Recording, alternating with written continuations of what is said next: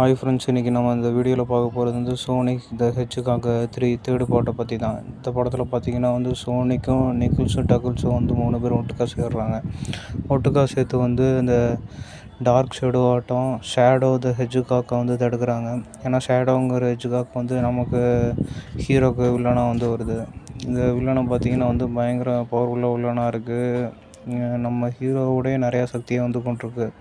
ஹீரோவுக்கு இல்லாத சக்தியோடைய அதிபயங்கர சக்தி வந்து இந்த வில்ல வந்து கொண்டிருக்கான்.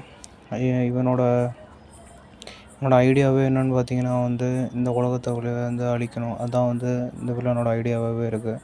மொத்த மனித கிரகத்தையும் வந்து ரிவெஞ்ச் வாங்கணும். அதுதான் அந்த ஷேடோ ஹெட்ஜ்ஹாக்கோட எண்ணமாகவே இருக்குது. அதனால் 2 ஜெரால்டும் ஹீரோங்கிற 2 சயின்டிஸ்ட்டோடு சேர்ந்து இந்த உலகத்தை வந்து எப்படி அழிக்கலாம், அதுக்கு எப்படி ஆயுதத்தை கண்டுபிடிக்கலாம் அப்படின்னு வந்து தேடிட்டுருக்காங்க.